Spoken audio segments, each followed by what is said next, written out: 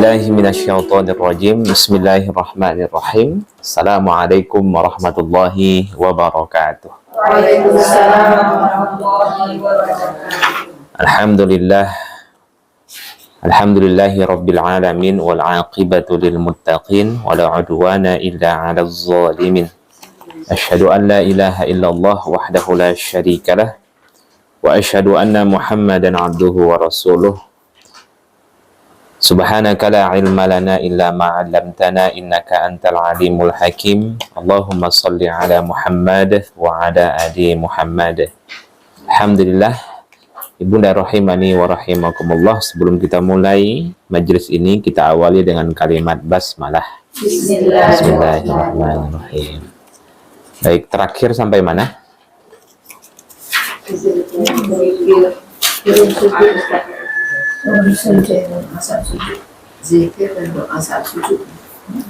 Zikir dan doa. Itu terakhir turun sujud ya. Saat sujud atau ruku? Yang lagi turun sujud lagi. Oh, Turun sujud lagi.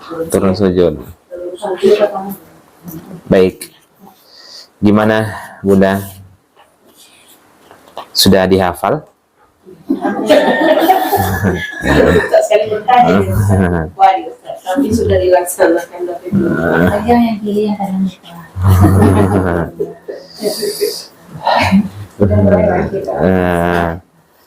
Baik. Alhamdulillah. Kalau nggak fokus, terbaca tuh yang lama. Rupanya udah nggak ada selesai. Iya ya. Salat sunatnya Allahumma baik. Itu kan nggak bisa loh. Tapi kalau nggak sampai udah dapat atau Ustaz? Nah, Tiba-tiba lupa. Iya. boleh diganti. Boleh diganti dengan epitah lain. Saya tetap belajar. Boleh juga disudahin saja. Berarti nggak untuk pengajaran ada sudah. Iya. Karena Bacanya itu sambil ingat arti. Tadinya lama gitu kan sambil ingat. iya ya. Dari sebelum sholat. Itu kan saya pilih. Iya lupa. Baik. Terakhir kita telah membahas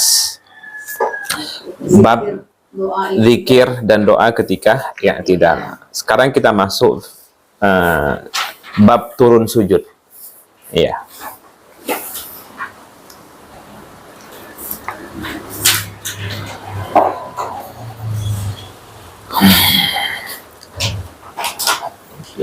Pertama, tidak disyariatkan mengangkat tangan ketika hendak sujud. Oke, dan ini sudah kita bahas sebelumnya ya. Kapan-kapan saja kita disyariatkan untuk mengangkat tangan. Adapun terkait mengangkat tangan ketika hendak sujud ini tidak disyariatkan. Ada yang menyatakan mengangkat tangan ketika hendak sujud itu juga, namun pendapat itu sebagaimana yang dinukil oleh Imam Ahmad, hadisnya saz, aneh. Kalau hadis saz itu dalam hadis dia bagian dari hadis dhaif, sehingga dalam bentuk kehati-hatian lebih baik tidak dilaksanakan ya. Oke, yang kedua, pendapat yang paling rajih, tidak dianjurkan memanjangkan takbir selama proses bergerak menuju sujud atau bangkit dari sujud, namun dibaca sesuai bacaan normal. Meskipun dibaca panjang, sholat tetap sah. Baik, pendapat yang paling rajih bahwasanya tidak ada keharusan untuk memanjangkan takbir ketika turun sujud ataupun bangkit dari sujud. Allah, karena memang proses untuk turun sujud itu kan lama. Sehingga banyak para imam, orang-orang yang sholat itu biasanya dia memanjangkan takbirnya. Dalil itu tidak ada. Artinya lebih baik dibaca normal. Namun kalau mengikut Imam An-Nawawi, dari kalangan mazhab Syafi'i, beliau mengatakan boleh-boleh saja untuk memanjangkan hal yang demikian. Nah, memanjangkan takbir intiqal. Baik, ini khilafiyah. Namun dalam bentuk kehati-hatian lebih baik tidak. Nah, kemudian yang ketiga, disunnahkan mendahulukan lutut kaki baru kemudian kedua tangan. Ini lebih afdol daripada mendahulukan tangan baru kemudian lutut. Ulama khilafiyah ya berbeda pendapat tentang hal ini, Bunda. Kalau ditanya, mereka berbeda pendapat hanya bicara tentang mana yang lebih afdol, mana yang lebih afdol, mana yang lebih utama. Namun jumhur ulama mengatakan lebih utama itu mendahulukan lutut, baru kemudian tangan. Nah, jelas ya. Sebahagian lain mengatakan, seperti Imam As-Sun'ani, itu mengatakan bahwasanya lebih afdal mendahulukan tangan, baru kemudian lutut. Tapi kalau Imam Malik mengatakan, pilih di antara keduanya. Jadi kalau Imam Malik seperti itu. Namun jumhur ulama mengatakan lebih afdal itu mendahulukan lutut. Ya. Kecuali bagi mereka yang uzur, udah nggak bisa lagi kan. Jadi untuk meletakkan lututnya di lantai itu susah, harus pakai bantuan tangan. Nah, Bisa sholatnya. sah, tidak ada yang sampai pada tahap membatalkan. Tapi kalau ikut Imam Hambali, termasuk hal-hal yang dimakruhkan dalam sholat adalah mendahulukan tangan ketika turun sujud. Kalau mengikut Imam Hambali, makruh. Jadi, dan nanti kita akan membahas nanti bab-bab hal-hal yang dibolehkan di dalam sholat, hal-hal yang dimakruhkan dalam sholat, hal-hal yang membatalkan di dalam sholat. Setelah kita bahas tentunya ini. Baik, ini seputar fikih turun sujud. Saya rasa ini umum sudah kita ketahui, Bunda. Sepanjang masih bisa mendahulukan tangan, mendahulukan lutut, maka dahulukanlah. Nanti ada masanya memang tidak bisa. Memang tidak bisa, memang harus didahulukan tangan. Itu biasanya yang sudah pinggangnya kena kan, sakit dan lain sebagainya. Jadi harus ketika dia mau turun sujud, ya Allah, ya, itu dia. Udah megang-megang pinggang ya udah.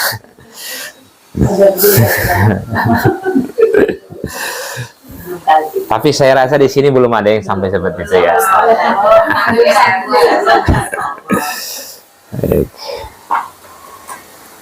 Baik, sekarang kita lanjutkan sujud. Sujud pertama, menempelkan seluruh dahi di lantai dengan cara menekannya. Oke, ketika kita sujud, maka anjurannya itu adalah dahi atau kening kita ini ditempelkan, tapi dengan cara ditekan, bukan hanya sebatas disentuhkan saja. Nah, iya, ditempelkan ke lantai atau ke tanah. Jelas ya? Nah, ya ini warning, ya ditekan. Warning bagi siapapun itu yang pakai make up, khawatir rusak dia kan. Ya kan, antara jadi mau ditekan nanti rusak di sini gitu kan, bolong di sini nampak kan. Jadi hati-hati, udah tetap dianjurkan untuk ditempelkan. Maksudnya bukan hanya ditempelkan, tapi ditekan.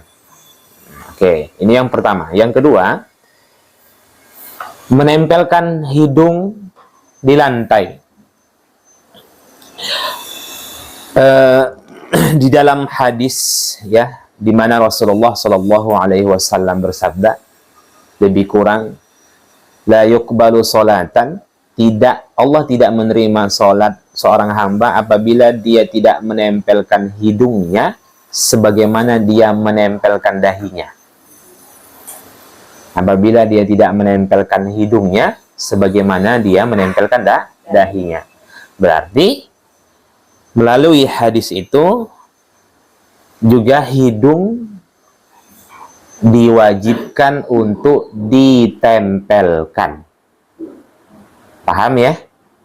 Selama ini gimana? Tempel ya, udah. Tapi jangan ditekan ya. Nanti patah kan. Kemudian yang ketiga, meletakkan kedua telapak tangan di lantai dan sejajar dengan pundak atau telinga. Jadi coba, biasanya kan kalau kita sujud, posisi tangan kita itu sejajarkan dengan telinga atau pundak. Paham ya? Terbayang ya, ketika sujud ini kan tangan sejajarkan telinga ataupun pundak. Pilih yang mana? Selama ini yang mana? Pundak. Ada yang telinga? Ada yang belum merasa? Entah kemana. Nanti kita akan bahas di situ. Ya. Jadi usahakan Bunda, kalau tidak di telinga, sejajar dengan telinga, sejajar dengan bahu. Ya. Mungkin ada yang belum merasa ya. Kemanalah tangan saya taruhkan selamanya sholat. Ngalir gitu saja gitu.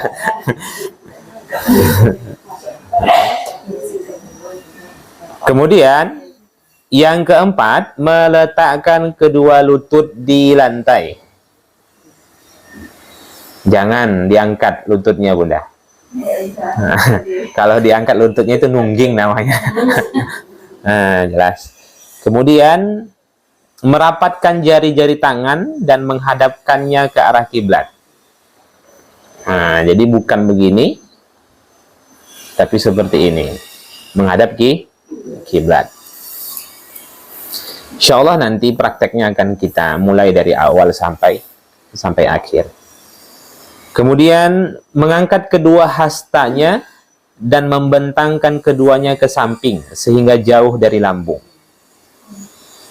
Janganlah salah seorang di antara kalian menghamparkan kedua lengannya seperti anjing menghamparkan lengannya di tanah. Hadis sahih riwayat Imam Ahmad dan Imam At-Tirmizi. Jadi hasta itu dibentangkan ya, dibentangkan ke samping. Jadi seperti ini Bunda. Kebayang ya? Nah, jadi bukan seperti ini. Ini kan seperti anjing nih. Anjing kalau istirahat kan kayak gini Bunda. Nah, oke. Kemudian kedua tumit dirapatkan dan jari-jari kaki ditekukkan menghadap kiblat. Kedua tumit. Ini coba lihat Bunda. Seperti ini. Ditekuk menghadap kiblat. Paham ya? Nah, jadi kalau contohnya seperti ini, bukan begini, tapi begini. Dirapatkan, kemudian ini ditekuk menghadap kiblat. Jelas? Nah. Kemudian merenggangkan antara paha dan perut. Paha dengan perut itu direnggangkan, berarti sedikit maju, jangan merapat gini. Tapi seperti ini ya. Kemudian posisi, apalah bahasa halusnya nih, posisi bokong harus lebih tinggi dari posisi kepala dan kedua pun pundaknya. Umumnya sujud jangan sampai kita sujud di tangga Kalau tangga, maka posisi kepala kita lebih tinggi. Seperti ini ya kan. Nah, kemudian tumak ninah. Tumak ninah ini bagian dari rukun di dalam sholat. Kemudian memperlama sujud. Dilanjutkan membaca zikir. Atau membaca doa dari Al-Quran ketika sujud selama niatnya berdoa, bukan membaca Al-Quran atau membaca doa yang lain. Jadi ketika sujud dianjurkan untuk berzikir. Kalau mengikut Imam Hambali, zikir di dalam rukuk dan sujud itu wajib. Kalau Imam Hambali. Nah, sehingga kalau ada orang sengaja meninggalkan zikir di dalam rukuk dan sujud, maka batal sholatnya. Kalau mengikut Imam Hambali. Kemudian bangkit dengan mendahulukan wajah, kemudian kedua tangan. Saya rasa sulitlah kalau mendahulukan.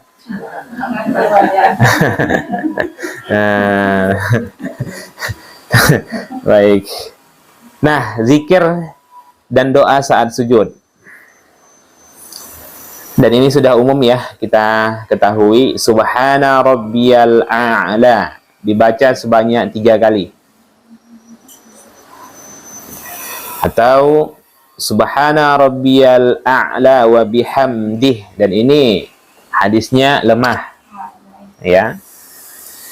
Kemudian subhanakallahumma rabbana wa bihamdika. Ini ada yang tinggal nih Bunda. Allahumma ghfirli. Sama halnya seperti ruku' ya. Nah, paham ya? Ini ighfirli, ada yang tinggal di situ. Allahumma ghfirli. Kemudian subuhun quddus rabbul malaikati warruh. Sama. Ada tambahan di situ? Doa yang lain? Ada kan? Allahumma laka sajadtu wa bika amantu wa laka aslamtu sajada wajhiya lilladzi khalaqahu wa sawwarahu wa syaqqa sam'ahu wa basarahu tabarakallahu ahsanul khaliqin. Ya, benar. Kemudian juga Allahumma ighfirli dzanbi kullahu diqqahu wa jillahu wa awwalahu wa akhirahu wa alaniyatahu wa sirrahu. Kemudian Allahumma a'udzu biridhaka min sakhatika wa bimu'afatika min 'uqubatika wa a'udzu bika minka la uhsi sanaa'a 'alaika anta kama athnaita ala nafsika. Boleh juga subhanaka wa bihamdika la ilaha illa anta. Nah, banyak Bunda. Dan ini sebenarnya masih sebahagian. Saya menganjurkan Bunda cukup utamakan subhana rabbiyal a'la, kemudian subhanakallahumma rabbana wa bihamdika Allahumma ighfirli, kemudian subuhun quddus rabbul malaikati warruh. Karena ini nanti yang akan kita tadaburi Bunda. 3 ini saja. Saya rasa sudah hafal ya. Coba dari sudut kiri saya dulu Bunda. Ruku'. Subhana rabbiyal ruku'. Iya. Saya baca biasa subhanallah.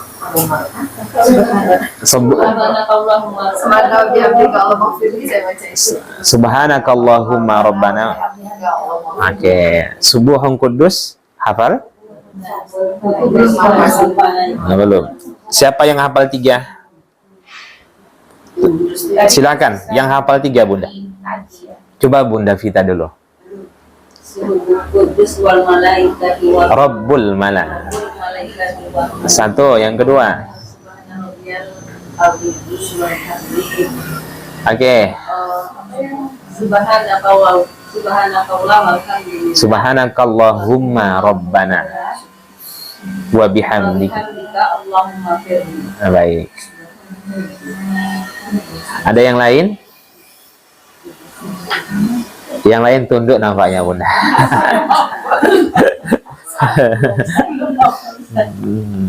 Baik. Nah, saya anjurkan untuk dihafal Bunda, supaya beragam versi.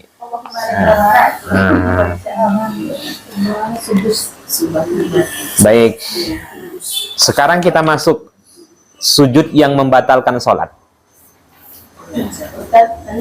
Ya. Yang kita sujud itu kan ada dua anggota tubuh ya, Ustaz. Iya. Nah, kalau masuk itu kan belakang, Ustaz. Nah. Bilang kalau hidup itu sunnah kan, Ustaz. Karena ada sebabnya ada kendala, boleh tidak. Kalau mengikut mazhab Hambali, tujuh, tapi termasuk hidung di dalamnya. Nah, jadi kan menyentuhkan kepala, ya serangkai. Nah, itu dia. Jadi termasuk di hidung. Kalau dahi itu mesti sampai lebar gitu atau Nanti. Nah, ini kita sini udah. Oke.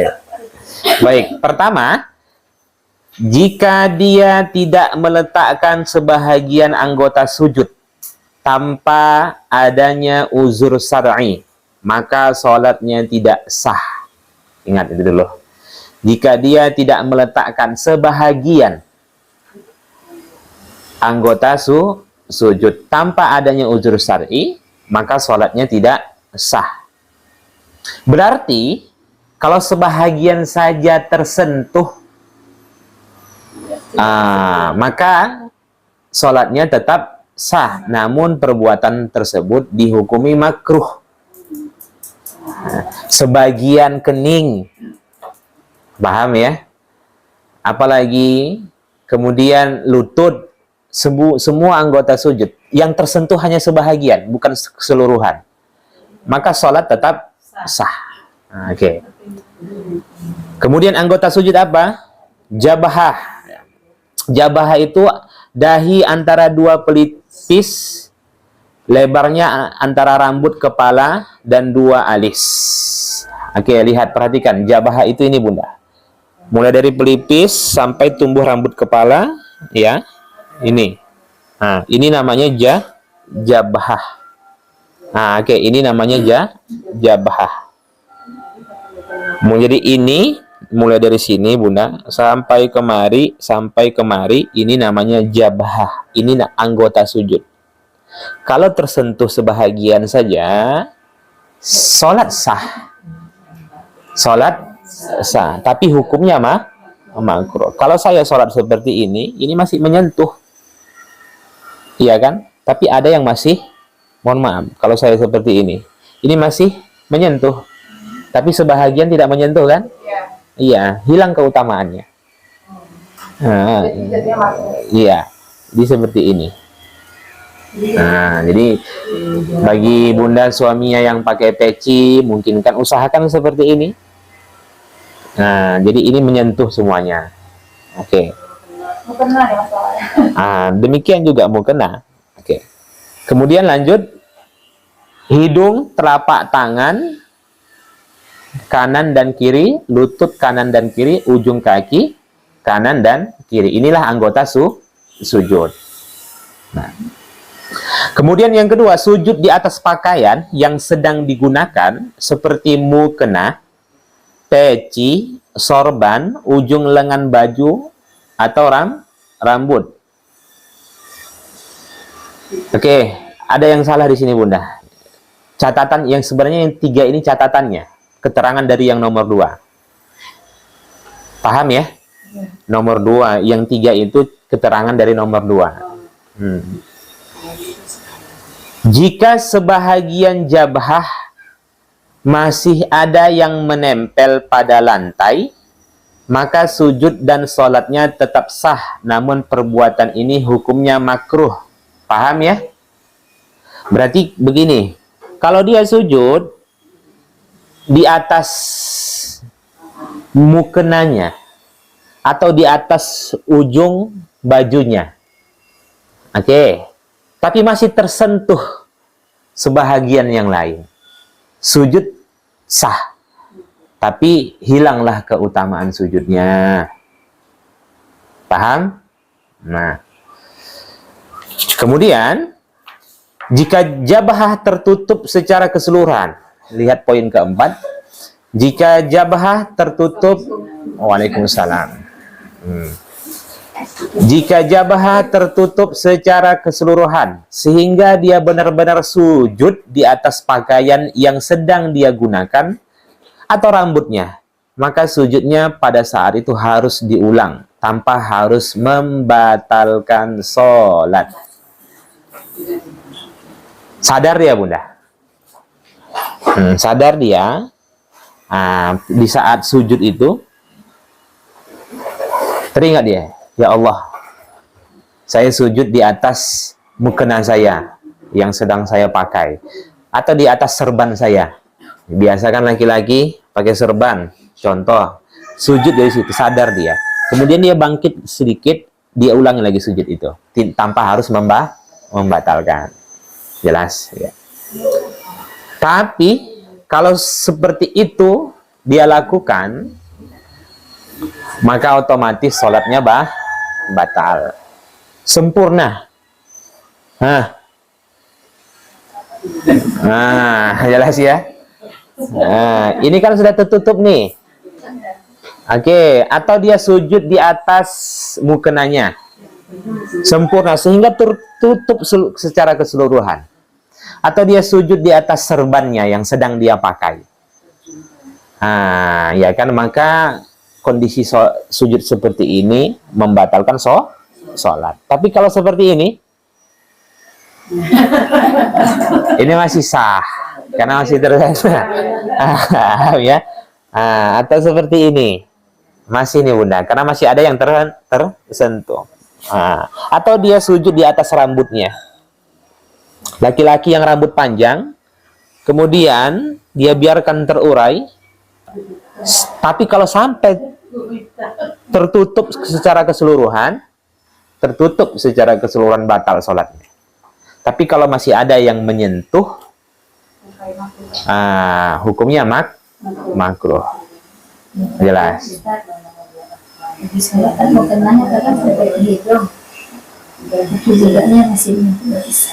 Apa? Nah, dalam bentuk kehati-hatian hidung pun jangan mudah. Karena kalau mengikut mazhab Hambali, hidung itu termasuk anggota sujud yang wajib untuk disentuhkan dalam keadaan terbuka. Paham ya?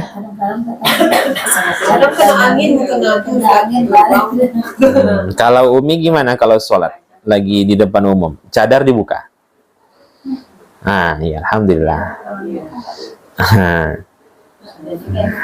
Baik, paham ya?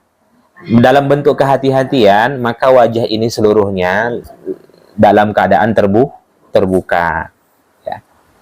Kemudian, jika dia sadar setelah bangkit dari sujud, maka harus membatalkan sholatnya dan kembali mengulangnya. Berbeda halnya dengan seorang wanita ketika rambutnya dibiarkan terurai di dahi saat sholat, maka sholatnya menjadi batal. Batalnya sholat bukan karena rambutnya menutupi dahi saat sujud, tapi karena bagi perempuan rambut merupakan aurat yang harus tertutupi saat sholat. Jadi perempuan sehelai saja keluar, Bunda, sehelai saja. Kemudian dia menyadarin itu. Oke, maka batal sholatnya. Batalnya sholatnya itu apa? Baru rambut keluar. Nah, begini. Kalau kondisi seperti itu dia sadar, maka ada anjuran untuk mengulangnya kembali. Iya, nggak rugi kan, Bunda? Nggak rugi. Jadi, ya. Jadi sebenarnya ketika keluarnya rambut perempuan itu kemudian menyentuh dahinya, batalnya sholatnya itu bukan karena itu, tapi karena terbuka auratnya dan dia sadar. Nah, kecuali bagi orang yang tidak sadar. Nah, jelas ya? Baik. Sama halnya ketika Bunda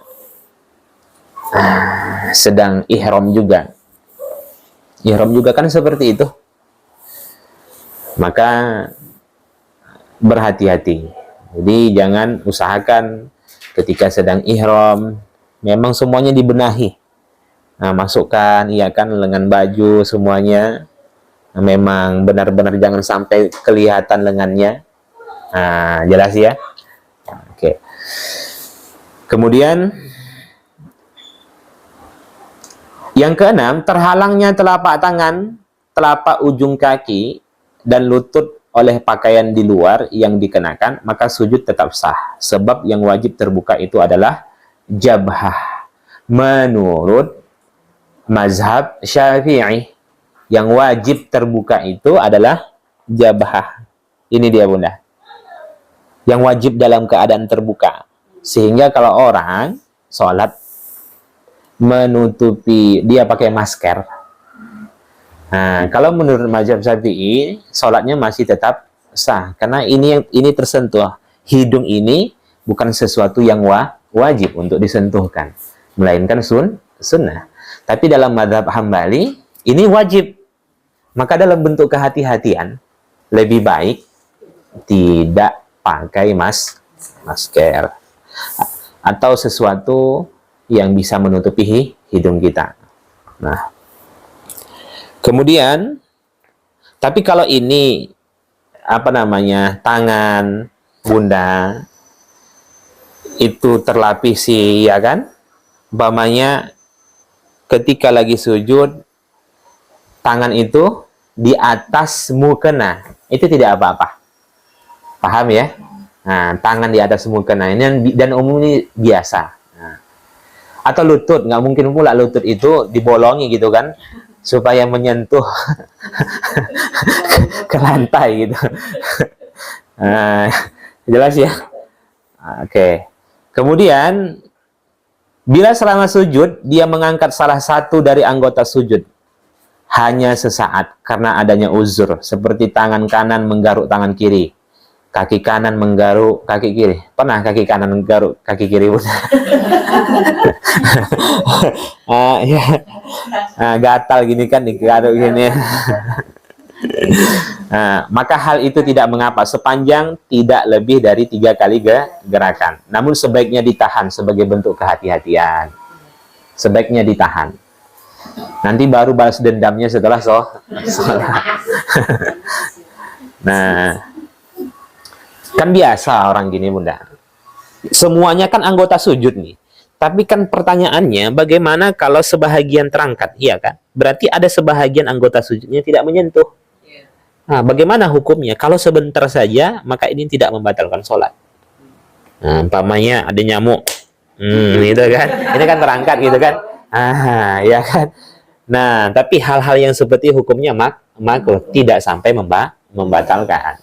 Nah, atau dia sholat gini, mohon maaf, saya contohkan, dia angkat lututnya.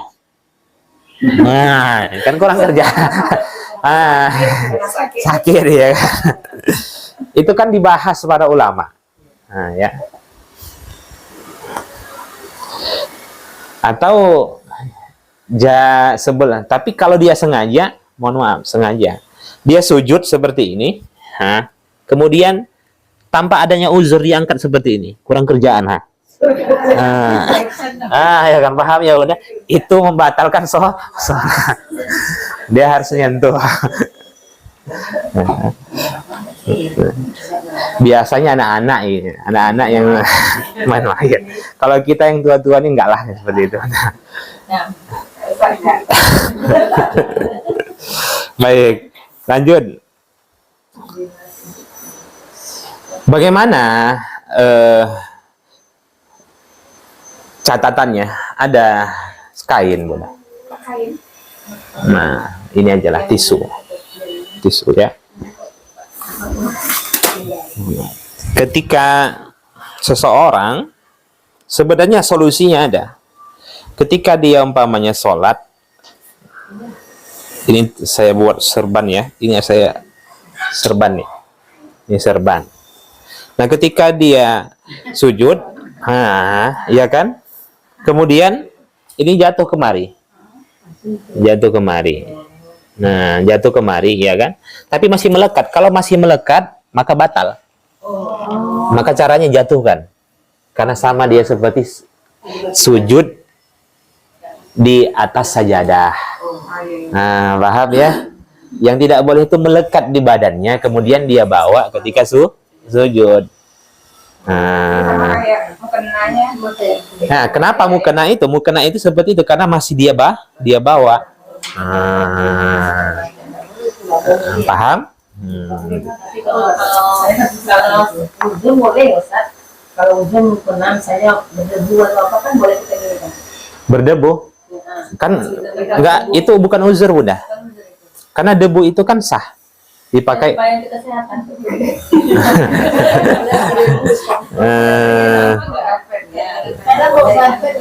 Nah, kalau seperti itu, kalau merasa seperti itu, maka dari awal ya bawa alasnya. Enggak, maksudnya kita datang gitu. Apa gitu kan, makanya nggak taunya debu karpetnya. Karpet kita gini kan boleh gitu, misalnya untuk dari Ya, tahan nafasnya, Bunda. Dalam bentuk hati-hatian. Dalam bentuk kehati-hatian. Seharusnya kalau kita, sebenarnya dari awal kita sudah tahu ini nampaknya sajadahnya ini jorok gitu kan, maka kasih alas. Tapi nanti ada catatan nanti. Selama ini sering kayak gini, Ustaz, ada tutup sini ya. Oh gitu, Bunda. Kalau sholat di luar-luar gitu kan masjidnya kan tutup gini. Enggak boleh, Bunda. Enggak boleh karena masih melekat di badan kan. Nah, gitu ya. Dia begitu juga bagi laki-laki seperti itu. Kadang pakai serban, ya kan. Bisa seperti di samping, bisa di apa ya. Apalagi kalau lagi dingin gitu, enak memang serban kita itu dipakai untuk alas sujud. Oke, lanjut.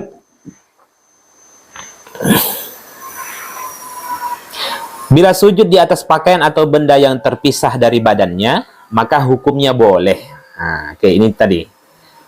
Seperti sujud di atas sajadah, sarung, batu, daun, dan lainnya. Namun dengan syarat seluruh anggota sujudnya ikut sujud di atas pakaian atau benda tersebut. Namun jika salah satu anggota sujudnya yang beralaskan pakaian tidak secara keseluruhan dan tidak adanya uzur, maka hukumnya makruh dan bisa membatalkan sujud bila punggung dan pantatnya lebih tinggi dari dahinya. Paham? Kalau Bunda ingin sujud di atas suatu bejana seperti kain, sarung, batu, maka seluruh anggota sujud Bunda harus berada di atas itu. Jangan hanya gini saja. Ini hukumnya makruh. Nah, paham yang sejadah kecil itu ya? Ini kan hanya dibuat. Ini tidak boleh. Usahakan semuanya kita, mohon maaf, usahakan seluruhnya itu di atas seluruhnya, Bunda. Nah, kaki di atas alas itu, lutut juga demikian, kemudian kening juga demikian. Nah, paham ya? Jadi jangan bagi-bagi sajadah sholat id. Makruh. Jadi itu saya bilang udah, jangan bagi-bagi sajadah ketika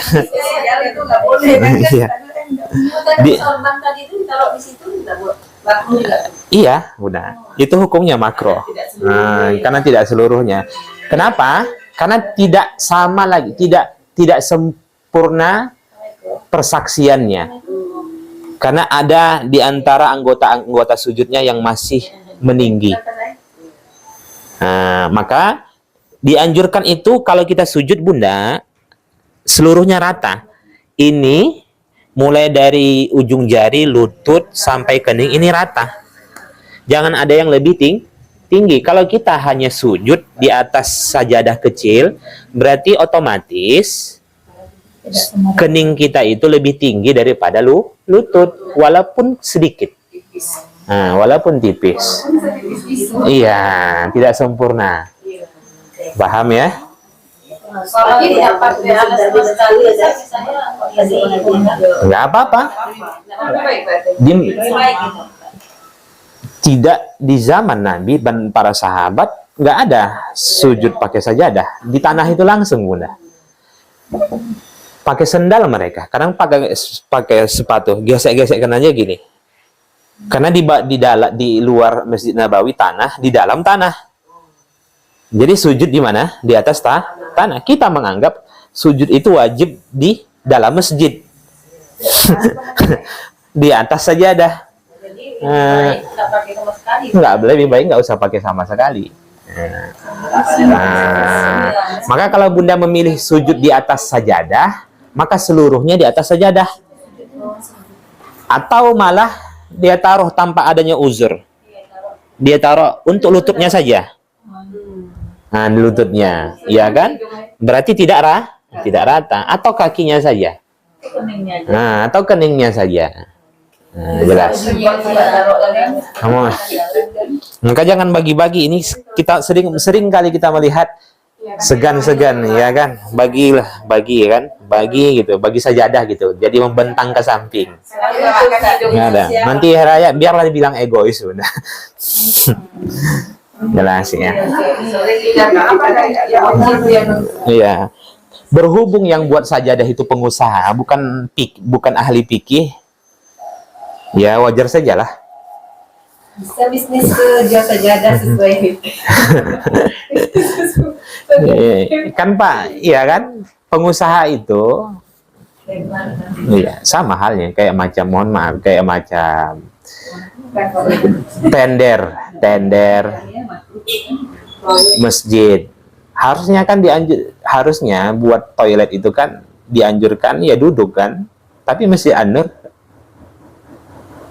toiletnya itu ngajarin jamaah kencing berdiri. Tapi kan lagi-lagi kan yang buat bukan ahli fikih. Sama hal sejadah juga seperti itu. Kalau dia paham dia kan nggak akan buat seperti itu. Maka kalau Bunda lihat di Masjidil Haram, Masjid Nabawi, nggak ada mereka itu yang bawa sajadah-sajadah kecil. Di Indonesia yang seperti itu. Jelas ya. Jadi selama ini salah loh, Kak. Salah. Tapi suratnya sah. Sah, tapi hukumnya makruh. Makruh, Bunda, makruh.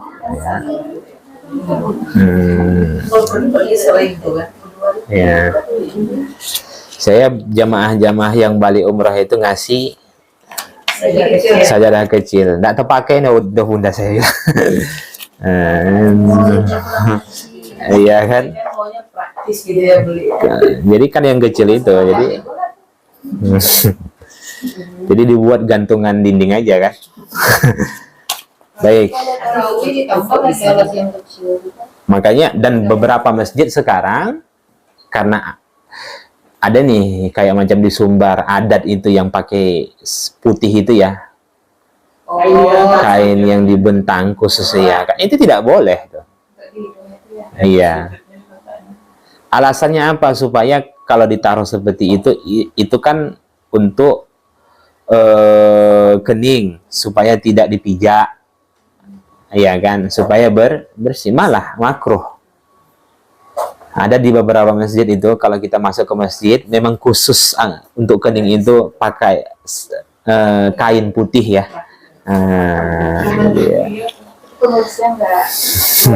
Nah, ya. Ya.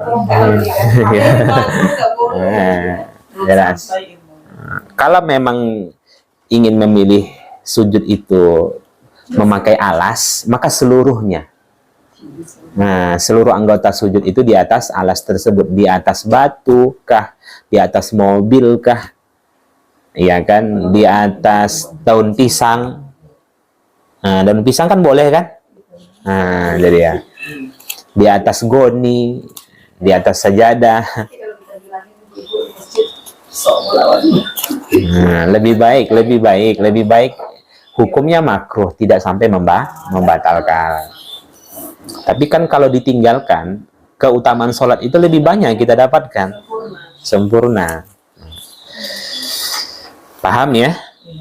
Tapi kalau sampai dia sujud, ini maksudnya, kalau sampai dia sujud pada tahap lebih tinggi pula keningnya daripada bagian punggung dan bokongnya, maka itu batal. Seperti dia, contoh, sholat, ya kan, kemudian lagi safar dia, atau lagi pergi ke mendaki gunung, batu itu yang dibuatnya tempat sujud. Sehingga lebih tinggi, maka batal.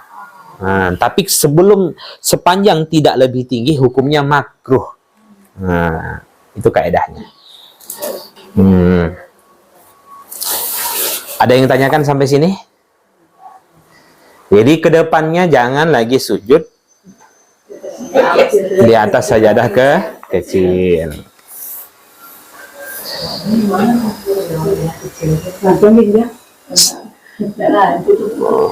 Siapa yang sering sujud di atas sajadah kecil? Suami.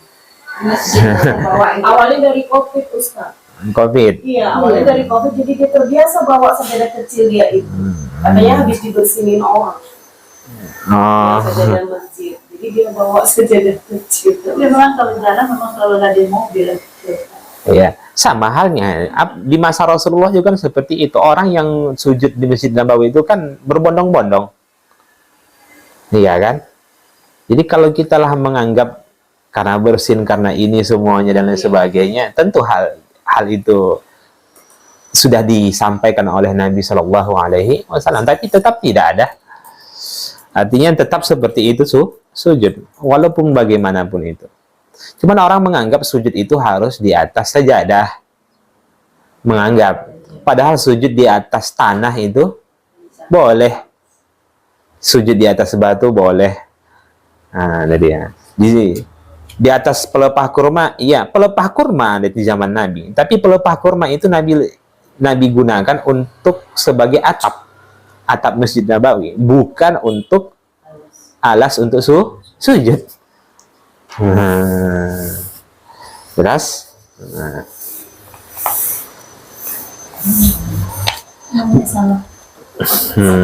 Alhamdulillah. Wahyu itu udah 1400 tahun yang lalu dulu.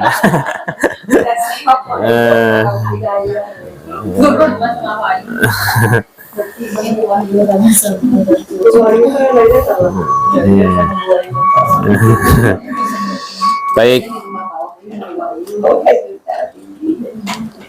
kita lanjutkan. Duduk di antara dua sujud. Duduk di antara dua sujud adalah bagian dari rukun sholat. Kemudian posisi duduk iftirash. Apa itu? Membentangkan kaki kiri, kemudian diduduki, setelahnya kaki kanan ditegakkan dan jari-jari menghadap kiblat. Paham? Bukan seperti ini. Kalau seperti ini salah. Karena ininya masih menyentuh. Ini memang dilepas nih. Pantat ini yang diduduki kaki kiri. Ini namanya duduk iftirash. Yang ini menghadap kiri. Ini jari-jari ditekuk.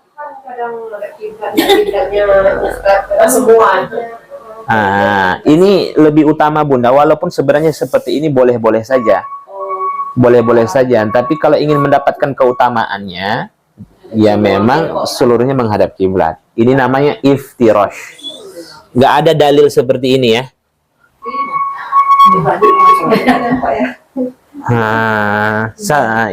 Ini tidak ada nih seperti ini Bunda. Ya kan? Oke. Jelas, itu namanya iftirash. Kemudian posisi punggung harus tegak sempurna, tidak boleh condong. dan mata melihat tempat sujud. Jadi jangan gini, punggung itu jangan condong, lurus. Kemudian yang keempat, bila duduk mendekati posisi sujud, perbuatan ini membatalkan sholat. Kalau sampai duduknya itu mendekati sujud.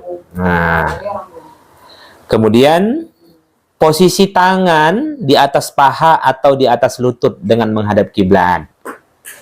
Boleh di atas lutut seperti ini, boleh di atas lutut, boleh di atas paha.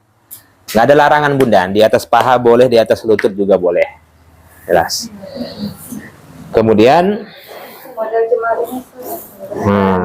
ya, tetap menghadap kiblat. Ini jangan gini bunda. Nah, jadi iya, lurus saja seperti ini. Jadi tidak harus tidak terlalu dirapatkan dan tidak perlu direnggangkan. Jadi normal saja. Oke. Kemudian posisi siku sejajar di atas paha, artinya tidak dibentangkan ke samping. Bukan gini bunda. Mohon maaf, bukan seperti ini. Tapi sejajar siku ini ke paha. Bukan dibentangkan ke samping seperti ini ya. Oke, bisa diingat semuanya ya. Tapi saya kok ragu bunda.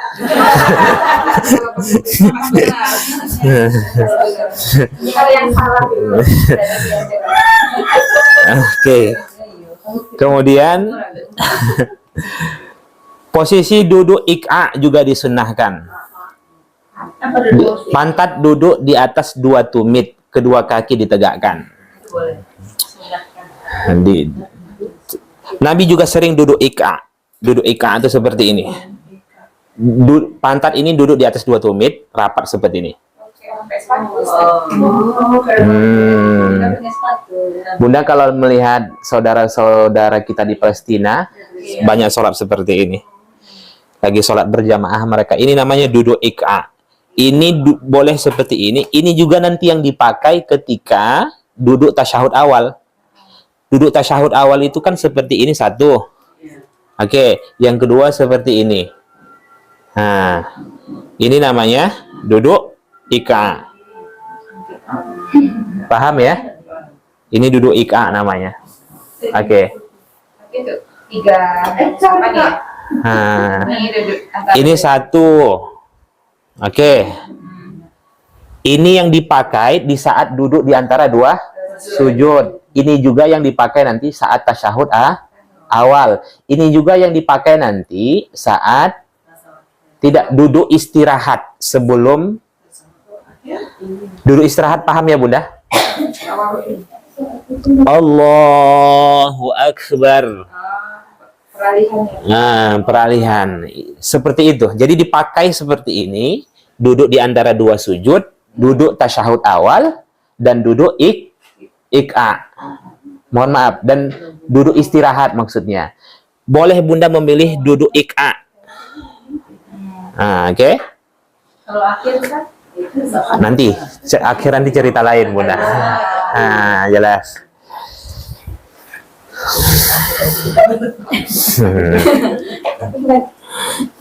Bisa, coba contohkan dulu bunda. Ada yang sanggup? Coba, karena posisinya duduk. Bisa. Ini bisa. ditekuk jari-jarinya masih bisa? Bisa.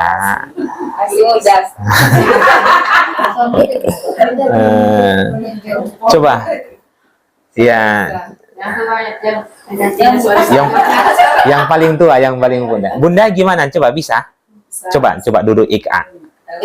Supaya tahu kita kan? Duduk ik'a. Gini ya. Enggak. Iya, gitu. Iya. Kaki belakangnya mana tadi? Iya, ditekuk jari-jarinya. Sudah. Alhamdulillah. Ini bukan duduk ik'a, bukan begini ya. Kebanyakan orang menganggap seperti ini. Bukan begini. Ini naik. Karena pantat itu harus duduk di atas 2 tumit. Tengokkan kaki sama Ustaz. Iya, benar-benar. Ini namanya duduk ika. Pakai kof. Berarti kan kita pilih kan mau sudut yang mana tadi. Apa lebih utama? Hah? Bisa jadi Iya. sajadah. Enggak, ini ya, Bang. Boleh. Jadi aja boleh juga. Oh, ini. Tulisannya seperti ini. Boleh tapi nggak bisa, jadi dia selalu Itu kan dia bukan ada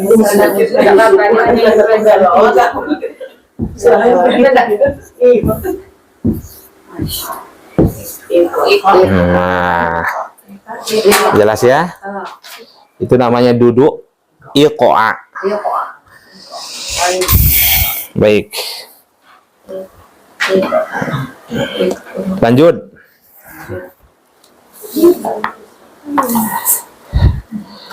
Kemudian,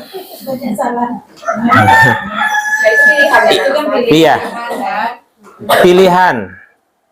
Namun lebih utama mengamalkan keseluruhan, menggantinya dengan ini dan menggantinya terkadang dengan iftirosh, mengamalkan seluruh sunnah Nabi.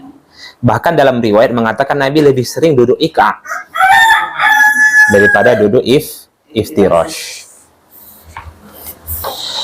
Kemudian dianjurkan memperlama duduk di antara dua sujud, dan ini termasuk sunnah yang banyak ditinggalkan oleh umat. Paham ya? Jadi serasa ingin menyegerakan duduk di antara memperlama itu sunnah. Jadi berdoa gitu. Iya, enggak. Karena zikir dalam sholat itu kan tidak ada batasannya. Rabbighfirli, Rabbighfirli, Rabbighfirli, Rabbighfirli, Rabbighfirli, warhamni, wajaburni, warfa'ni. Baca berulang kali sampai 100 kali. Nah, itu jelas ya. Kemudian sujud kembali serta membaca zikir seperti sebelumnya. Lalu bangkit dari sujud dengan mengangkat wajah terlebih dahulu, kemudian mengangkat kedua tangan. Kemudian disunnahkan duduk istirahat seperti duduk iftirosh atau duduk ika sebelum berdiri sejenak. Paham ya? Jadi duduk istirahat itu sebelum berdiri lagi itu sunnah. Istirahat enak pakai iqo'a. Jelas. Langsung Langsung berdiri saja berarti dia meninggalkan sunnah. Nah, jadi Allah dari sujud ya, Allahu Akbar. Ini kan nggak ada duduk istirahat nih. Sunnahnya duduk istirahat. Allahu Akbar. Nah, atau ini namanya duduk istirahat. Kemudian setelah itu mulai membaca takbir intiqal. Takbir intiqal dibaca saat dari duduk istirahat. Paham udah? Saat dari duduk istirahat. bukan mulai kita ngangkat dulu. Bukan, benar. Jadi saat duduk istirahat. Jadi begitu duduk istirahat, Allahu Akbar. Jelas ya. Baik. Boleh saja. Yang penting ingat catatannya jangan sudah sampai. Kemudian, tapi kalau ditanya setelah duduk istirahat, tidak ada bacaan apapun saat duduk istirahat. Jadi jangan terlampau soleh, Bunda. Kemudian setelah duduk istirahat bangkit dengan bersandar pada dua tangan, bukan pada lutut. Kalau lutut itu orang-orang Jepang tuh. Paham ya? Nah, kan begini. Begitu duduk istirahat, sebenarnya bisa saja kan? Bukan begini, tapi bersandar pada tangan. Paham? Jelas. Jelas ya. Tangannya segini ya, ada juga orang kayak gini. Nah, yang ini hadisnya dhaif. Di kepala. Posisi tangan dalam posisi terbuka, bukan dikepalkan, itu maksudnya. Poin ke-16. Karena hadis dikepalkan itu hadisnya dhaif, Bunda. Yang seperti ini ya. Ya. Kemudian setelah berdiri kembali berta'awuz, lalu membaca surah Al-Fatihah dan membaca surat bagi munfarid. Dan ini sudah umum kita ketahui ya. Lanjut. Doa duduk di antara dua sujud. Versi pertama, menurut Syekh Abdurrahman bin Nasir As-Sa'di rahimahullah dalam kitabnya Manhajus Salikin. Rabbighfirli warhamni wahdini warzuqni wajburni wa'afini. Itu versi pertama. Sudah.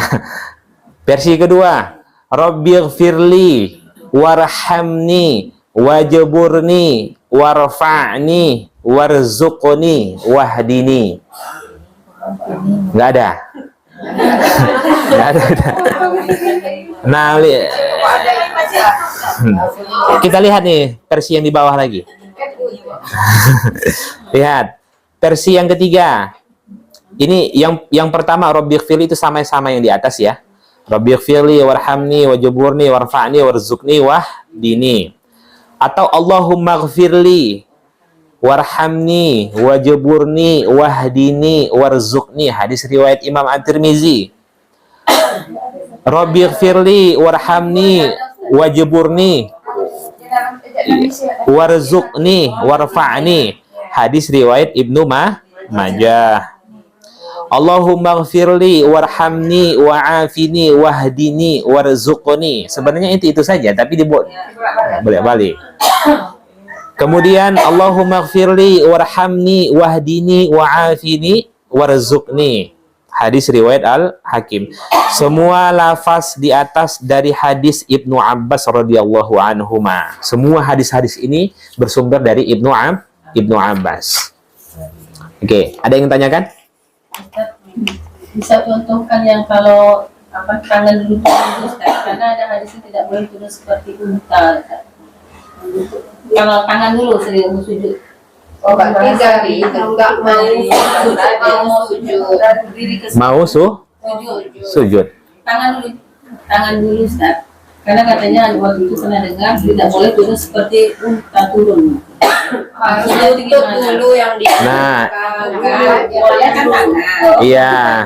Jangan seperti unta. Iya, dan itu kalau tidak salah itu hadis riwayat Imam As-San'ani. Nah, sehingga itulah terjadi khilafiyah. Pertama yang mengatakan lebih utama mendahulukan lutut baru kemudian tangan. Yang kedua, lebih afdal mendahulukan tangan baru kemudian lutut berdasarkan hadis itu. Yang ketiga, Imam Malik mengatakan boleh memilih mana, apakah dia ingin mendahulukan lutut dulu atau tangan dahulu. Nah, Ustaz contohkan gimana ya kalau tangan nah, jadi kalau lutut Bunda berarti Allahu Akbar. Oke. Baru yang kedua tangan. Nah, yang kedua Allahu Akbar. Ini. Nah. Boleh sebelah. Ya tidak ada anjurannya Bunda, harus satu. Yang penting tangan. Nah, boleh. Jelas ya? Jadi kalau unta kan seperti ini Bunda. Nah, jelas ya? Nah. Jadi sehingga dari sini kalau Imam Hambali mengatakan makruh mendahulukan tangan karena menurut beliau hadis itu saz, aneh. Nah, iya. Kemudian tapi kalau Imam Malik mengatakan tidak ada, pilih saja yang mana. Nah, jelas ya Bunda. Kalau saya ditanya menurut jumhur ulama, dahulukan lutut dulu baru tangan. Tapi kalau tidak bisa, tangan ya kan. Jelas ya. Nah, baik. Kemudian, wa'afini wa'fu anni. Itu tidak ada. Nggak ketemu Bunda, hadisnya nggak ketemu Bunda. Tinggal kurangi saja. Jangan ditambahi dan jangan dikurangi. Tinggal Bunda potong saja wahdini kan.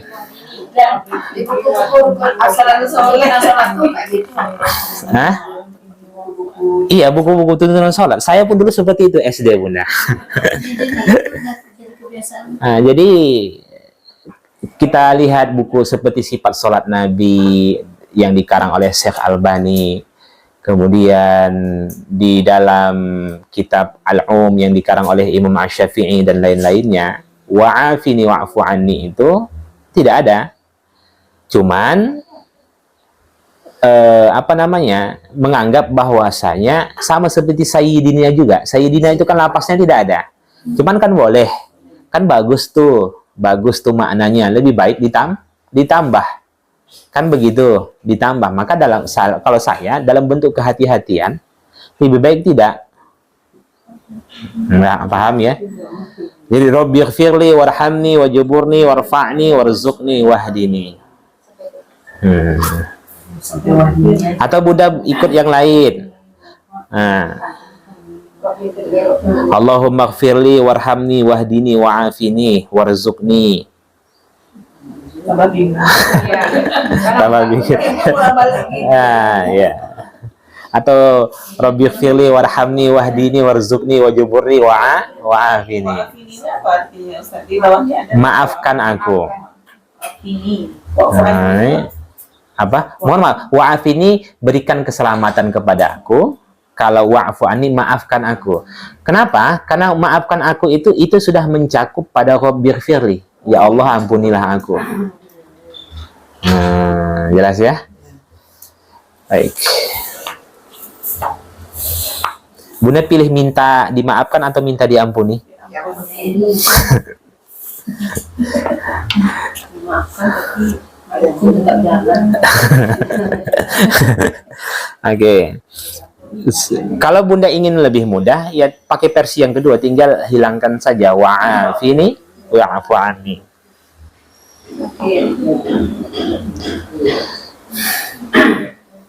Lanjut.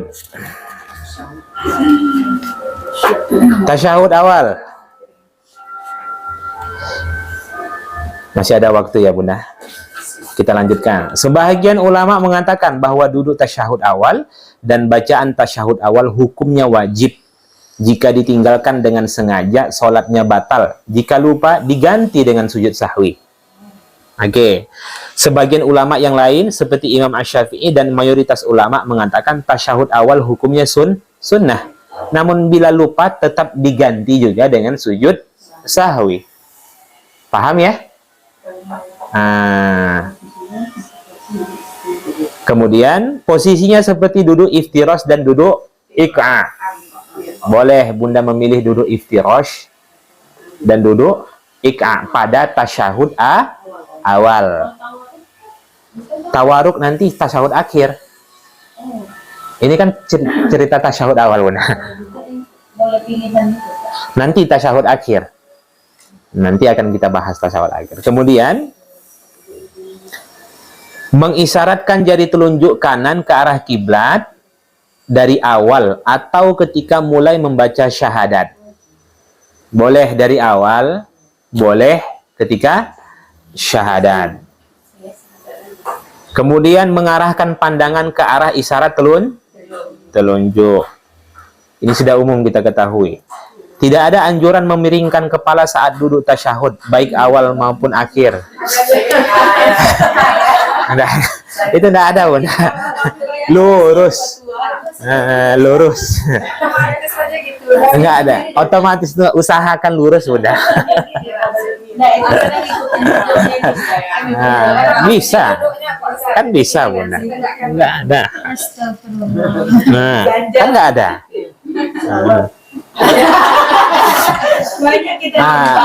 Paling parah itu kalau tasyahud akhir kan?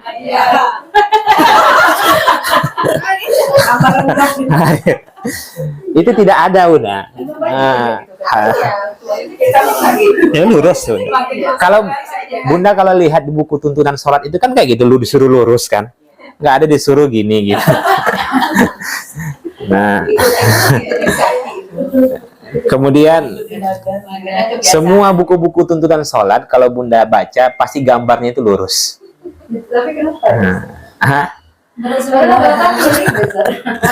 Nah, usahakan. Memang lebih enak miring gitu kan, tapi memang dianjurkan untuk lurus. Kemudian Nabi melarang seseorang duduk bertopang dengan tangan kirinya saat tasyahud, sebab yang demikian cara orang Yahudi dalam melaksanakan sholat. Paham? Bertopang, gini Bunda.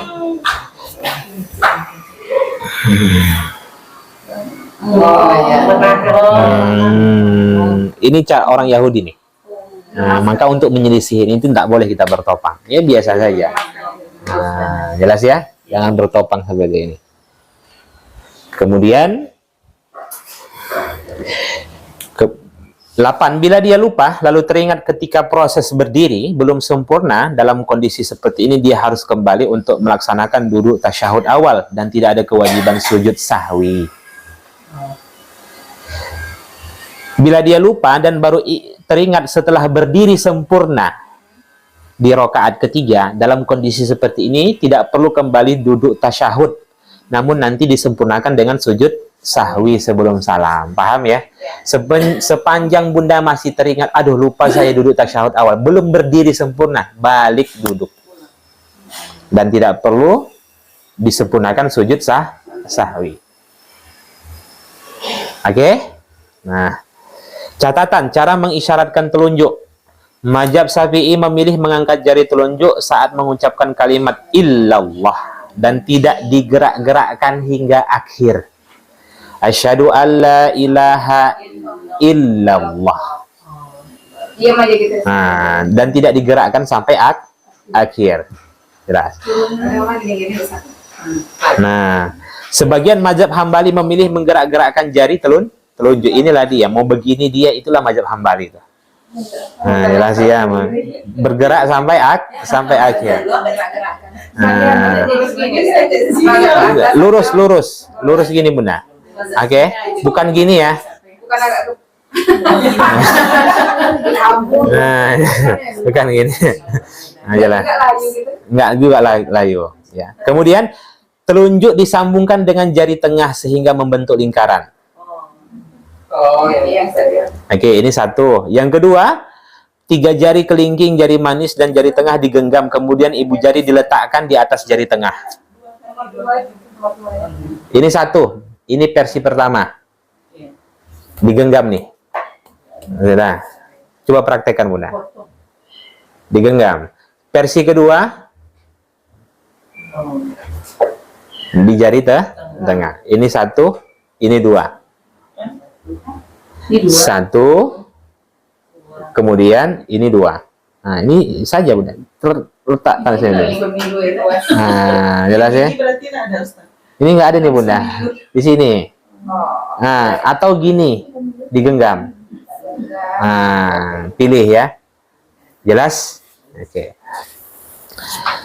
Kemudian tasyahud akhir.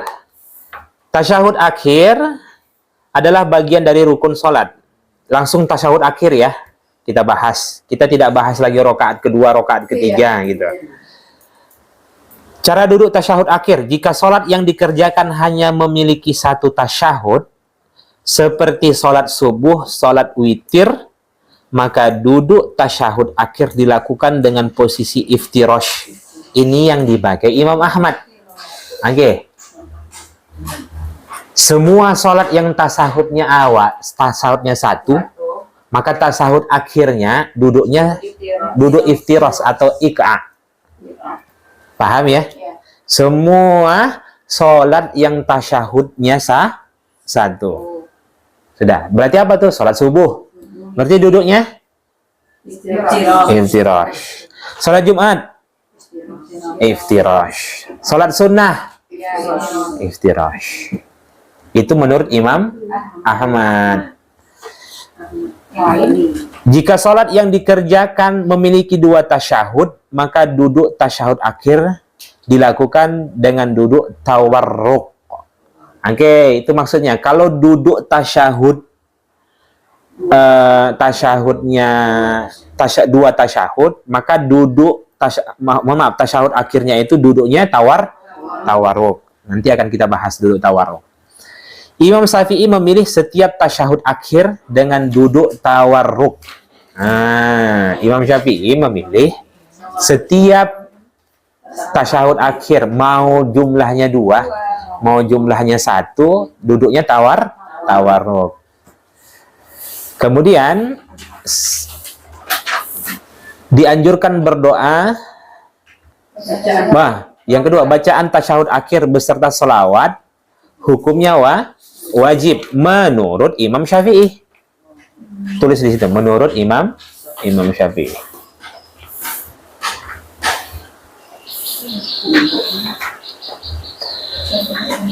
Sedangkan selain Imam Syafi'i, selawat itu tidak wajib, anjuran.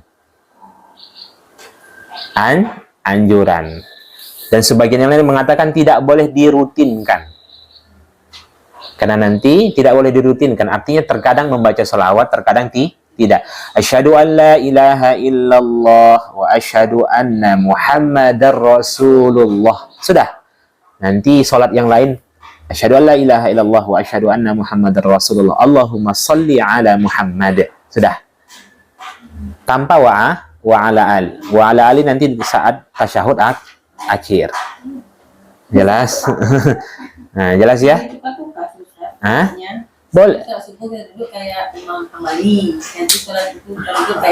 Boleh. Boleh. Saya sekarang ini lebih kepada apa yang dipakai oleh Imam Ahmad. Kalau salat subuh saya duduk iftirash. Salat sunnah saya duduk iftirash. Salat Jumat saya duduk iftirash. Kalau saya yang ditanya, Bunda. Ya. Lanjut. Cara duduk tawarruk. Pantat diletakkan di tanah. Pantat itu diletakkan di tanah. Telapak kaki kanan ditegakkan. Jari-jari kaki sedapat mungkin menghadap kiblat. Dan telapak kaki kiri berada di bawah kaki kanan. Oke. Terkadang Nabi membentangkan telapak kaki kanannya dan meletakkan kaki kirinya di atas kaki kanan. Kemudian kedua tangan berada di atas paha, posisi siku tidak melebar melebihi paha. Mengisyaratkan jari telunjuk kanan ke arah kiblat dan mengarahkan pandangan ke arah isyarat telunjuk sama seperti tasyahud awal. Cara mengacungkan jari telunjuk sama dengan mengacungkan jari telunjuk ketika tasyahud awal. Gini Bunda, lihat. Versi pertama, duduk tawarruk. Ini. Oke, ini pantat ini di. Ini dia. Jelas ya? Jangan gini. Oke, jadi gini. Jelas ya? Boleh. Satu. Yang kedua.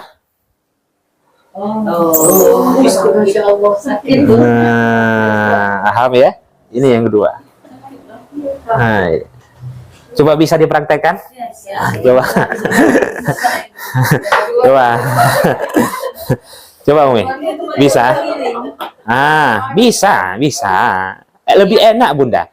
Dan saya entah kenapa setiap saya seperti itu enak badan saya. Enak badan saya Bunda.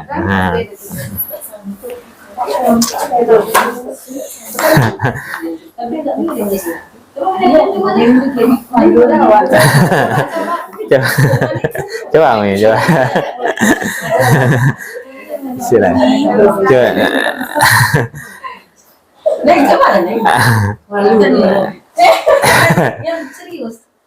Coba. Coba.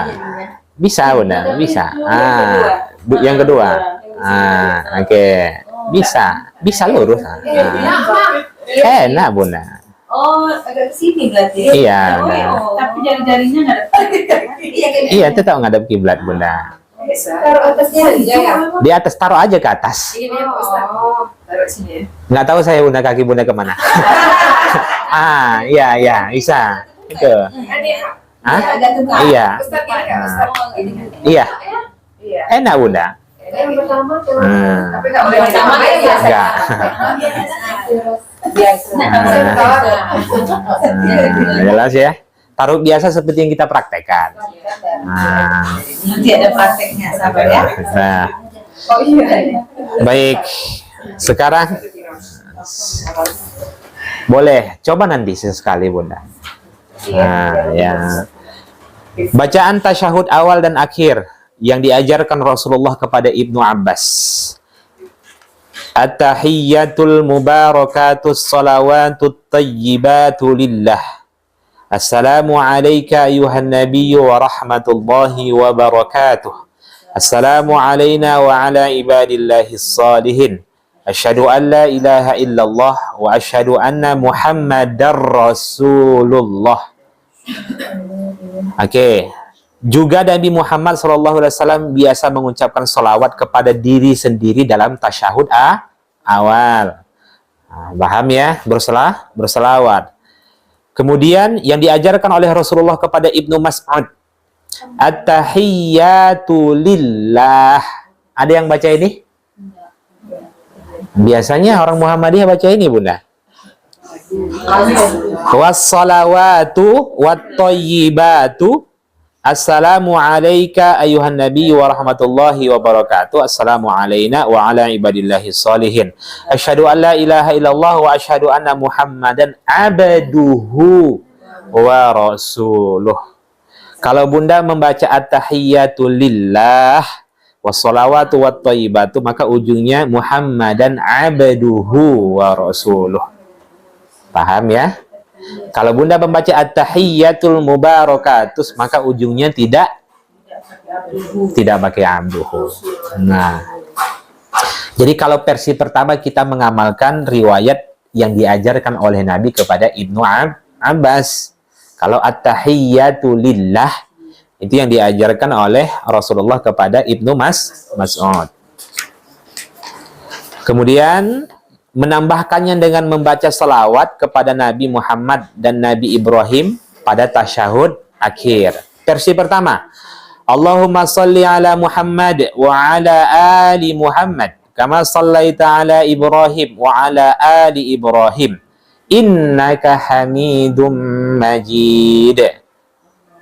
Kemudian Allahumma barik ala Muhammad wa ala ali Muhammad kama barakta ala Ibrahim wa ala ali Ibrahim innaka Hamidum Majid.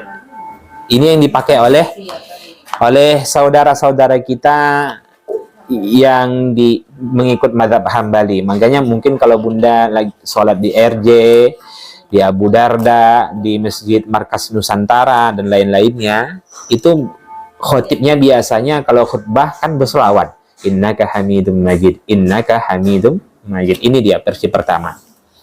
Versi kedua, Allahumma salli ala Muhammad wa ala azwajihi wa dzurriyyatihi kama sallaita ala ali Ibrahim wa barik ala Muhammad wa ala azwajihi wa dzurriyyatihi kama barakta ala ali Ibrahim innaka Hamidum Majid.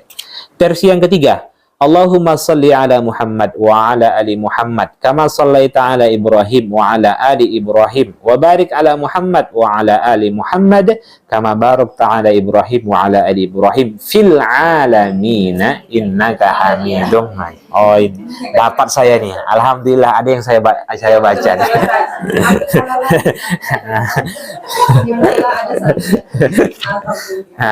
Oke. Kalau Bunda mudah mengikutinya versi pertama sama versi ketiga. Kalau versi pertama, Allahumma sholli ala Muhammad wa ala ali Muhammad kama shallaita ala Ibrahim wa ala ali Ibrahim innaka Hamidum Majid. Wa barik ala Muhammad wa ala ali Muhammad kama barakta ala Ibrahim wa ala ali Ibrahim innaka Hamidum Majid. Nah, versi yang pertama, Bunda. Bersolawat di hari Jumat, Ustaz. Yang mana? Berselawat. Banyak bersolawat hari Jumat kan? Nah, Bisa kita pakai. semuanya boleh dipakai, Bunda. Semuanya, Yang semua. porsi lebih utama atau Tidak, semuanya datang dari Rasulullah Sallallahu Alaihi Wasallam dan semuanya hadis sahih. Sayyidina itu tidak ada, Bunda. Kalau Bunda mau pakai Sayyidina di luar sholat lah. Bukan kita melarang pakai sayyidina, tidak. Tapi sahabat tidak mempraktekkan itu. Dan generasi setelahnya juga tidak mempraktekkan hal demikian. Kalau ingin pakai sayyidina, pakailah itu di luar sholat. Jelas ya? Baik, setelah itu ragam doa sebelum salam. Berarti pekan depan kita sudah bisa tadabur nih, Bunda. Nah, prakteklah dulu dari awal sampai akhir ya. Ulang ya, Bunda.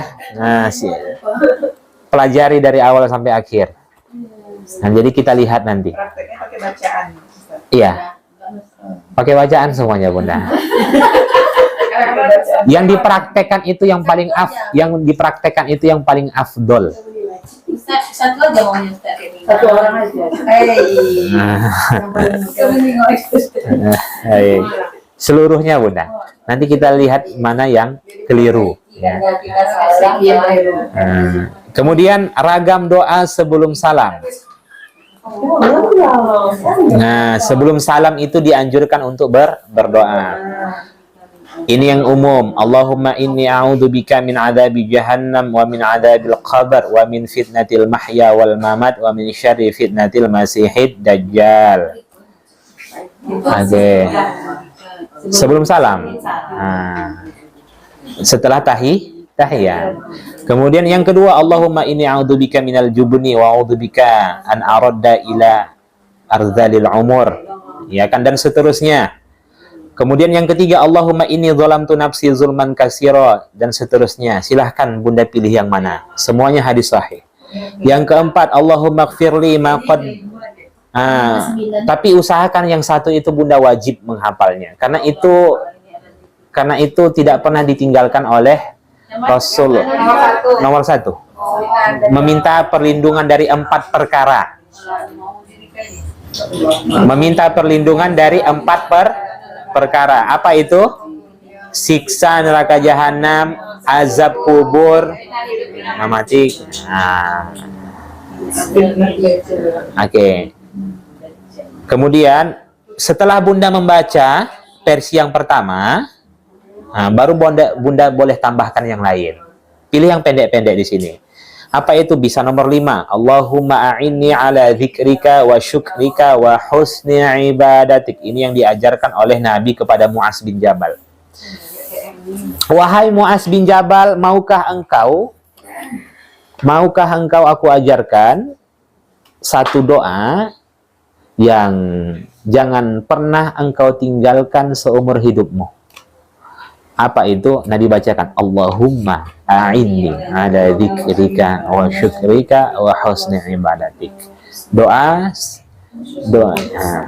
Kemudian yang keenam, Allahumma innaka afuwun tuhibbul afwa fa'fu anni. Kemudian kita pilih yang pendek karena ibu-ibu ini suka yang pendek-pendek kan. Kemudian Rabbana atina fid dunya hasanah wa fil akhirati hasanah wa qina adzabannar. Itu yang ke-9 tuh. Nah, Allahumma aslih li dini alladhi huwa ismatu amri. Nah, ini sangat bagus doanya, Bunda. Kemudian yang ke-11, Allahumma inni as'alukal huda wat tuqa wal afafa wal ghina. Nah, yang ke-11 ya. Kemudian yang ke-12, Allahumma inni a'udzubika min syarri ma amiltu wa min syarri ma lam a'mal. Ini pernah saya ajarkan kepada Bunda. Ya Allah, sesungguhnya aku berlindung kepadamu dari keburukan yang aku lakukan dan keburukan yang belum aku lakukan. Kemudian Allahumma inni a'udzubika minal hammi wal hazan wal ajzi wal kasal wal bukh wal jubn, dan seterusnya. Yang 16, lihat di situ yang pendek. Allahumma ya muqallibal qulub sabbit qalbi ala dinik. Boleh Bunda tambahkan Allahumma di awalnya. Atau Bunda tambahkan Rabbana. Ya. Kemudian apalagi yang pendek? Yang ke-19.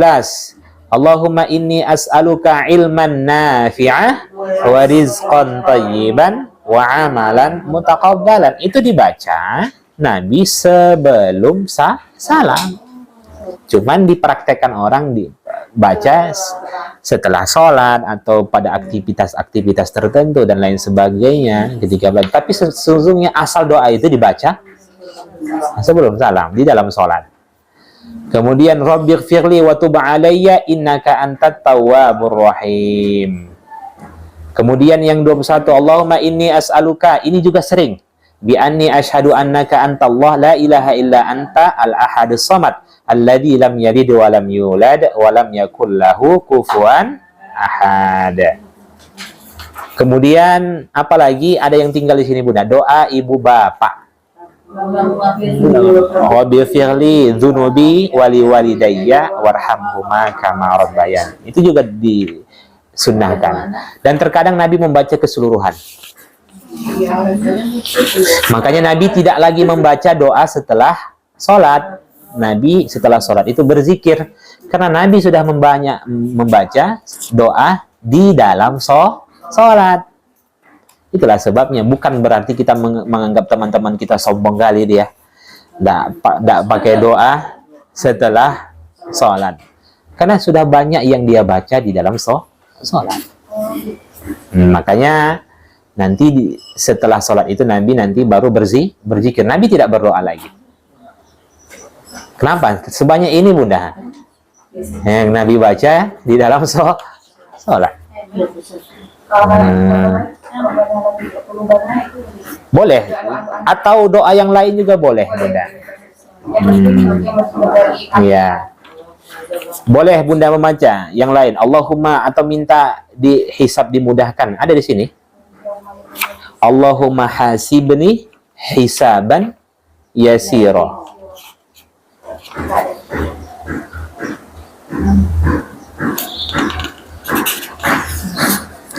Ada yang tinggal Bunda.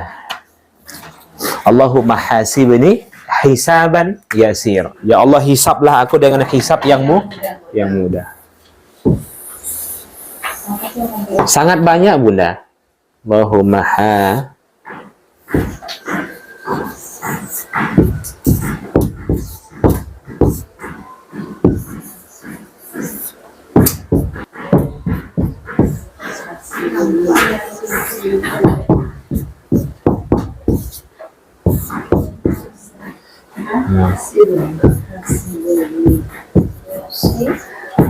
Allahumma hasibni hisaban yasira.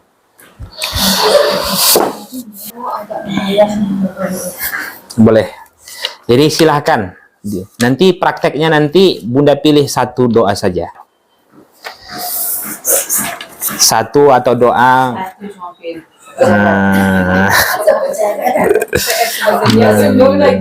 Tapi kalau Imam, saya lupa ya, Imam Malik atau Imam Hambali, wallahu a'lam, dia mengatakan tidak dikatakan dia orang yang berbakti kepada orang tuanya setelah wafatnya orang tuanya kalau dia tidak membaca doa ampunan sebelum salam. Rabbighfirli dzunubi wali walidayya warhamhuma kama rabbayani. Di dalam sujud juga seperti itu boleh. Di dalam sujud boleh. Yang penting ingat kaedahnya. Kalau berbahasa Indonesia dalam hati. Dan usahakan setiap apa yang Bunda baca Bunda paham. Jangan memaksakan meminta sesuatu yang tidak Bunda pahami. Tapi berusahalah setiap doa-doa itu bersumber dari Al-Quran. Kenapa selalu kita meminta Rabbana atina fid dunya? Karena mungkin banyak permintaan kita itu tak sesuai dengan kebutuhan kita, hanya keinginan kita saja.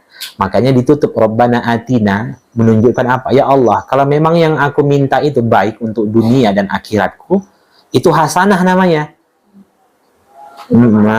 Itu hasanah, itu baik untuk dunia dan akhirat. Makanya ketika Bunda tawaf, mulai dari Hajar sampai Rukun Yamani, itu Bunda boleh berdoa apa saja. Tapi dari Rukun Yamani ke Hajar Aswad, itu Bunda berdoa apa? Kenapa?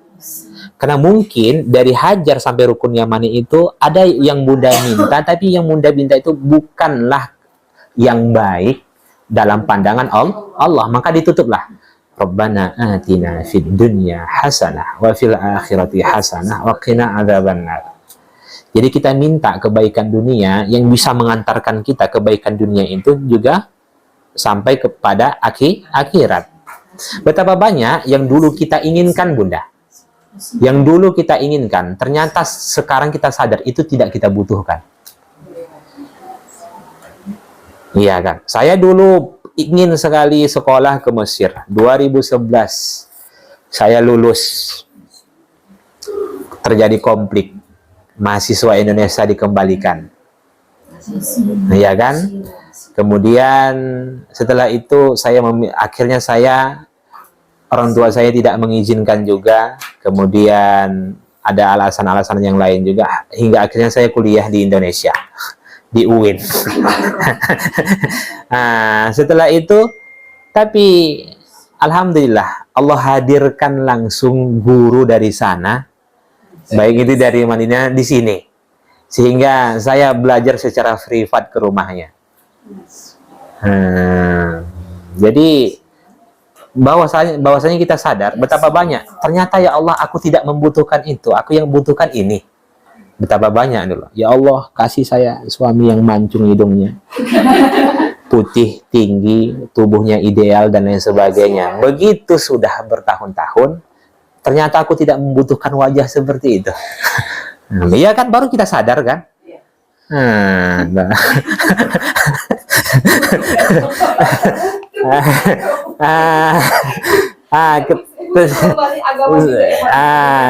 Paham ya Bunda? Jadi ya Allah kasih saya rumah, kasih saya, ternyata kita tidak butuhkan itu. Makanya jangan sampai apa yang kita minta itu hanya sebatas keinginan kita, tapi bukan kebutuhan kita. Allah akan memberikan apa yang kita butuh, bukan apa yang kita ingin. Maka bagaimana? Maka ditutuplah dengan doa sapu jagat. Rabbana atina. Saya tadi minta ya Allah, sebelum di tawaf pertama itu minta anak saya itu supaya lulus kedokteran, lulus polisi, lulus ini dan lain sebagainya. Tapi kalau itu baik untuk dunia akhirat, kabulkan ya Allah. Kalau nggak baik, maka jauhkan dia dari hal-hal seperti itu. Itulah doa sapu jagat itu hikmahnya. Karena kita minta kebaikan dunia yang sampai mengantarkan kita kebaikan akhirat. Iya kan? Dan mungkin nggak saya saja Bunda dulu begitu. Ternyata saya nggak butuh ini, nggak butuh ini. Padahal inilah dulu yang saya impikan.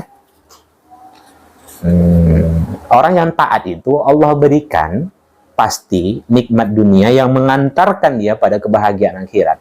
Berbeda dengan orang yang tidak taat, itu yang namanya istidraj. Jelas ya? Baik. Jadi jangan lupakan itu. Makanya disebut doa sapu jagat.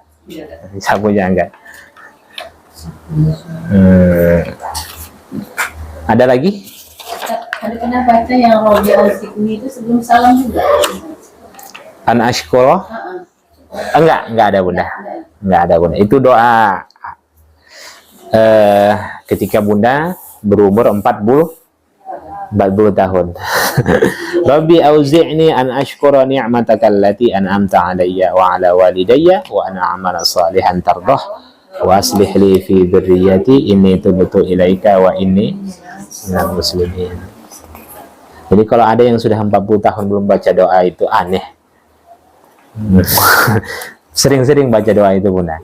Allahumma inni a'udzubika, mohon maaf, Rabbi auzi'ni ashkura dan seterusnya. Sebelum salam tuh apa baca? Enggak apa-apa Bunda, karena itu kan bersumber dari Al-Qur'an. Jelas ya? Alhamdulillah. Sangat banyak. Allahumma la sahla illa ma ja'altahu sahla wa anta taj'alul hazna idza syi'ta sahla. Itu dari hadis. Kemudian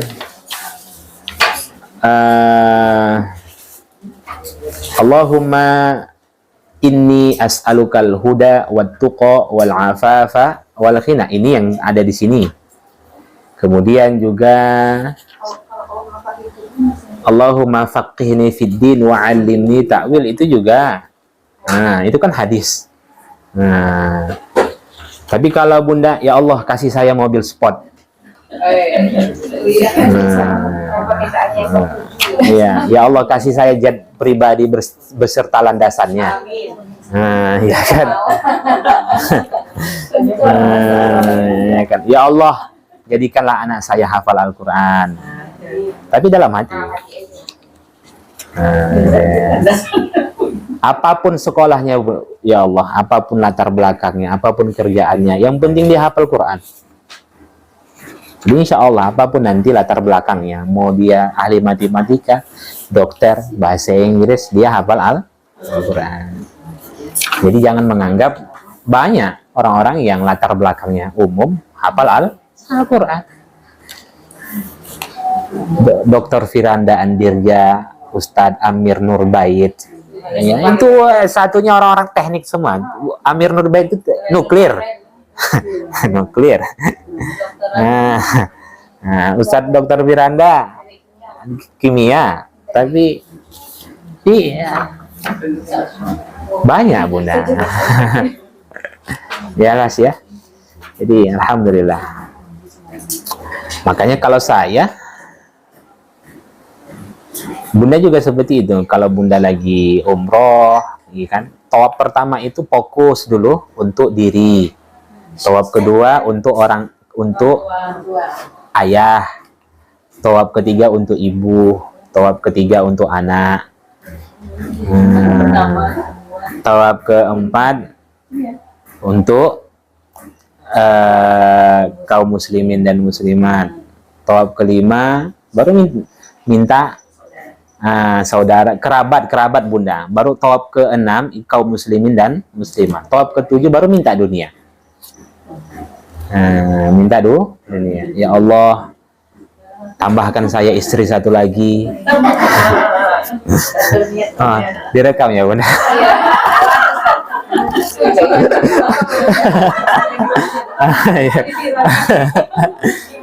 Iya. Jelas. Atau ya Allah izinkanlah dia supaya saya nambah satu lagi.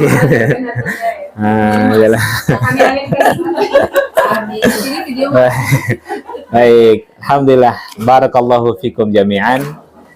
Mudah-mudahan apa yang kita dapatkan menambah wawasan keilmuan kita dan memberikan keberkahan dan menambah kualitas ibadah kita. Saya berharap kepada Bunda untuk terus mengevaluasi, mengulang kembali catatan, ya kan? Kemudian mulai praktekkan dulu di rumah. Insya Allah kita pekan depan sebelum kita tadabbur mungkin kita fokus dulu praktek. Nah, jelas ya. Mulai dari bagaimana cara dia takbiratul ihram, cara dia berdiri, ya kan? Kemudian bagaimana apa yang dia baca, isti'adzah, Al-Fatihah, membaca surah, sekaligus membaca surah. Pilih surah apa yang dibaca. Jelas ya? Nah, tapi begini saja supaya singkat waktunya. Nanti pekan depan serentak saja semuanya. Rakaat pertama baca surah Al-Kafirun, rakaat kedua baca surah Al-Ikhlas.